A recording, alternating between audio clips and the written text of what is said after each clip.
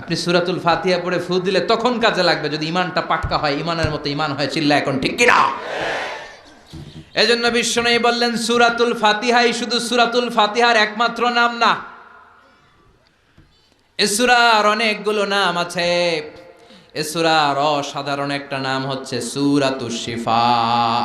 সূরাতুল ফাতিহা পড়ে অসুস্থ ব্যক্তির গায়ে ফু দিলে সুস্থ করে দেয় কে? আল্লাহ। রাজি আছেন তো? এটার আরবিতে বলে রুকিয়া। কি বলে? তাবিজ ঝুলাতে নিষেধ করেছেন বিশ্বনবী। গলায় হাতে পায়ে তাবিজ আছে না নাই? এক ছেলের দেখলাম গলায় 3টা, হাতে 2টা, পায়ে 4টা, কোমরে আবার বাঁধে, ওটার কয় কাই তন। কি কয়? তো ছেলে সুস্থ থাকবে কেমনে? এগুলার ওজনে আর ভারেই তো সে অসুস্থ হয়ে যাওয়ার কথা। যে ব্যক্তি তাবিজ ঝুলায়, বিশ্বনবী বলেছেন তাবিজের দিকে আল্লাহ তাআলা তাকে মুখাপেক্ষী করে দেন। আল্লাহর জিম্মা, আল্লাহর রহমত, বরকত, mercy, blessings, protection from your Lord, এটা আল্লাহ কেড়ে নেয়। পড়েন নাউজুবিল্লাহ। এজন্য তাবিজ ঝুলাবেন, গলায় কোমরে যা আছে আজকে যে সব ছিঁড়ে ফেলবেন, আর সূরা ফাতিহা পরে শুধু ফু দিবেন। সুস্থ করে দিবে কে? আল্লাহ। তবে ঈমান থাকতে হবে, ঈমানটা ঈমানের মতো হতে হবে। বিশ্বনবীর জামানাতে বুখারীর বর্ণনা, কিছু সাহাবারা, খুব সম্ভব আবু সাঈদ আল খুদরি রাদিয়াল্লাহু তাআলা আনহুর নেতৃত্বে সফরে বেরিয়েছেন। পথিমধ্যে ওনারা দেখলেন আরবদের মরুভূমিতে একটা গ্রাম, এই গ্রামের যে সর্দার, ওই সর্দারকে একটা বিষাক্ত সাপ দংশন করেছে। আরেক বর্ণনায় এসেছে লাদাগাতহু আকরাব, বিচ্ছু পোকা দংশন করেছে। ওই সাপের কামড় খেয়ে বিষাক্ত অবস্থায় ওই কওমের, ওই গোষ্ঠীর সর্দার মরে যাওয়ার উপক্রম। চারিপাশে ভিড়, বৈদ্য, কবিরাজ, এদেরকে নিয়ে আসা হয়েছে। এরা এসে দোয়া কালাম পড়তেছে, মন্ত্রতন্ত্র পড়তেছে, সুমন্তর সু কালিকুত্তার গু। বাংলাদেশে বলে না এগুলা ছোটরা? তো সুমন্তর সু কালিকুত্তার গু পড়ে ফু দিতেছে। এই সমস্ত মন্ত্র বললে কি মানুষ সুস্থ হয়? কথা বলেন।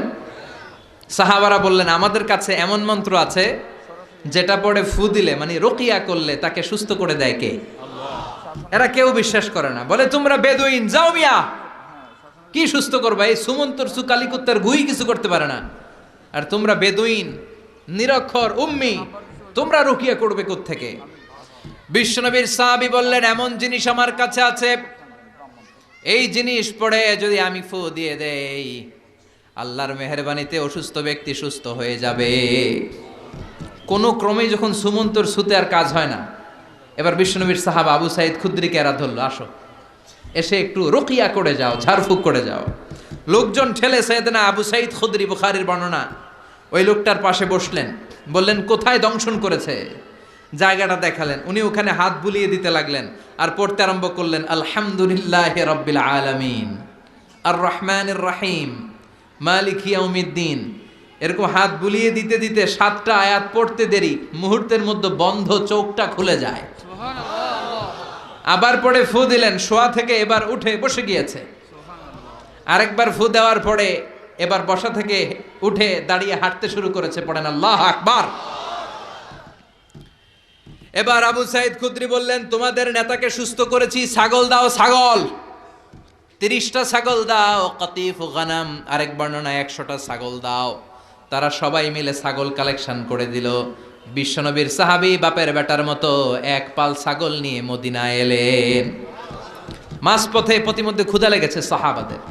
সাহাবারা কয়েকটা ছাগল জবাই করেও খেলেন, প্রচন্ড ক্ষুধার্ত। জবাই করে খাওয়ার পরে টনক নড়ছে, হায় রে, কোরআন দিয়ে ফু দিয়া যে ছাগল আনলাম, আবার এই ছাগলও যে খাইলাম, এটা জায়েজ হয়েছে কিনা শরীয়তের মানদণ্ডে? মাসআলাটা বিশ্বনবীর কাছ থেকে recheck, cross check, double check করে নেওয়ার দরকার আছে না নাই? বিশ্বনবীর দরবারে যে হাজির, ইয়া রাসূলুল্লাহ, এমন এমন ঘটনা ঘটেছে, সূরা ফাতিহা দিয়ে ফু দিয়ে তো আমরা ছাগল নিয়ে আসছি, জায়েজ হয়েছে কিনা? বিশ্বনবী বলে জায়েজ হয়েছে মানে কোরআনের দাম বাড়াই দিয়ে আসছোস বেটা, কোরআনের মর্যাদাকে আরো বুলন্দ করে দিয়ে এসেছো, চিল্লায় বলেন আল্লাহু আকবার। ছাগল তোমরা সবাই ভাগ বটোয়ারার পরে অতিরিক্ত থাকলে আমারও দুই একটা দিও, সুবহানাল্লাহ কইবেন না? এজন্য সূরাতুল ফাতিহা পড়ে ফু দিলে অসুস্থকে সুস্থ করে দেয় কে? আল্লাহ।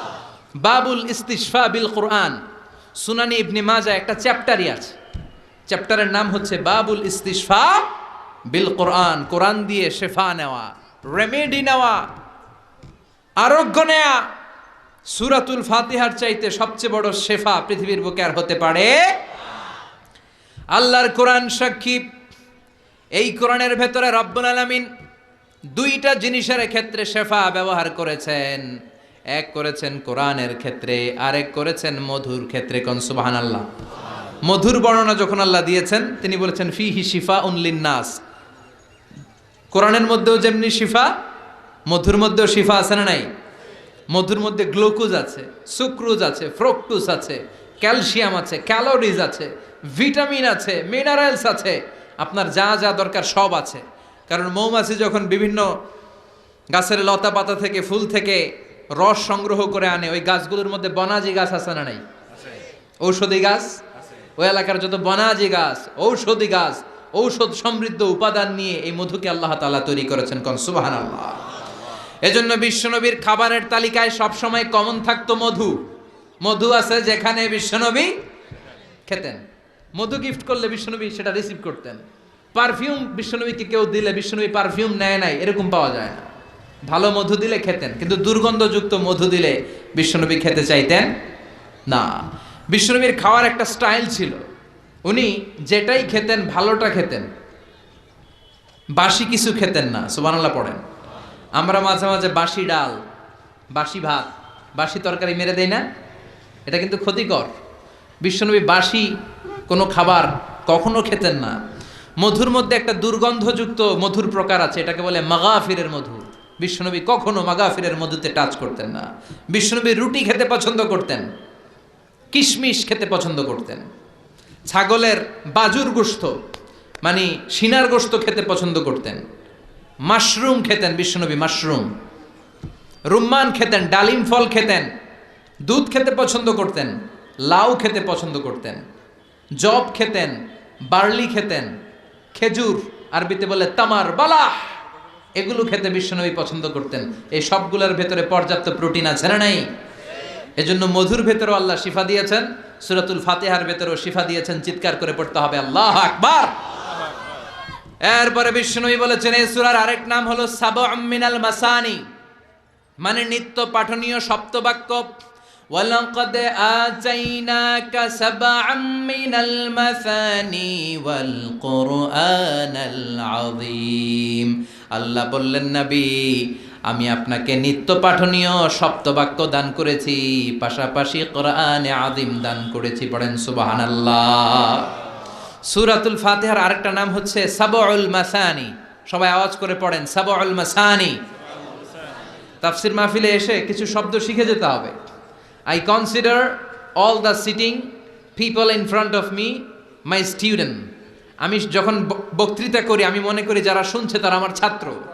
আমার আগে হামজা ভাই বসেছিলেন, তখন উনি ছিলেন আমাদের শিক্ষক, আমরা ছিলাম ছাত্র। আমার পরে শাইখুল ইসলাম শাইখ ভাই বসবেন, উনি আমাদের শিক্ষক, আমরা ছাত্র। কোরআনের ছাত্র হইতে মনে চায় না? কোরআনের ছাত্র হয়ে বাঁচলেও লাভ, মরলেও লাভ। যেরকম ঠিক কিনা? এজন্য এই সূরার একটা নাম হচ্ছে সাবউল মাসানি। চিল্লায় বলেন কি নাম? সবাই বলেন কি নাম? সাবউল মাসানি। সাবউন মানে 7, 7, আর মাসানি মানে যেটা বেশি খুব রিপিট করে, বারবার পুনরাবৃত্তি যেটাকে করা হয় ওটাকে বলে মাসানি। বিশ্বনবী বললেন এই সূরার একটা নাম হচ্ছে সাবউল মাসানি, মানে বারবার পুনরাবৃত্তি হয় এমন একটা সূরা, নিত্য পাঠনীয় সপ্তবাক্য। বাংলায় কি?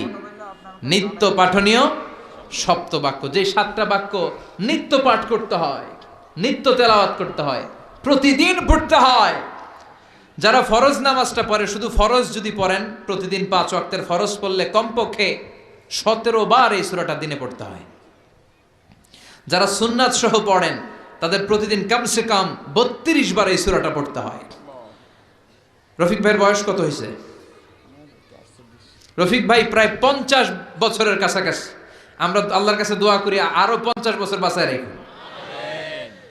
তো রফিক ভাই ছোটবেলা থেকে নিশ্চিতভাবে নামাজ পড়ে, তাহলে রফিক ভাইয়ের বয়স হচ্ছে 50 বছর। উনি সুন্নাত সহ নামাজ পড়ে, প্রতিদিন 32 বার যদি এই সূরা পড়া লাগে, তাহলে রফিক ভাইয়ের 50 বছর বয়স উনি কত লক্ষবার সূরা ফাতিহা পড়ছে উনি নিজেও জানে না। সুবহানাল্লাহ কইবেন না? এজন্য বিশ্বনবী বলেছেন এটা হচ্ছে সাবউল মাসানি, নিত্য পাঠনীয় সপ্তবাক্য, এমন 7টা আয়াত যেটা বারবার পড়তে হয়। আর এমন মজাদার চমৎকার 7টা আয়াত বারবার বারবার পড়লেও আয়াতগুলো পুরাতন মনে হয় না। কখনো কি আপনার মনে হয়েছে সেই ছোটবেলা থেকে নামাজ শুরু করলেই সূরা ফাতিহা লক্ষ লক্ষ বার পড়লাম, এত সূরা ফাতিহা কেন, আজকে কুল ফেলে দেওয়া শুরু করব? এরকম মনে হয়েছে কখনো যে আজকে আর সূরা ফাতিহা না, আজকে শুরু করবো কি দিয়া? এরকম মনে হয়েছে? হয় নাই। কারণ কোরআন কখনো পুরাতন হয় না। লা তুহসা আজাইবুহু, কোরআনের আশ্চর্যান্বিতার শেষ নাই। ওয়ালা তাবলা গারাইবুহু, কোরআন কখনো পুরাতন হয় না। ফিহি মাসাবিহুল হুদা, কোরআনে আছে হেদায়েতের মশাল। ও মানারুল হিকমা, কোরআন হচ্ছে বিজ্ঞানের সুউচ্চ মিনার। চিৎকার করে বলেন ঠিক কিনা?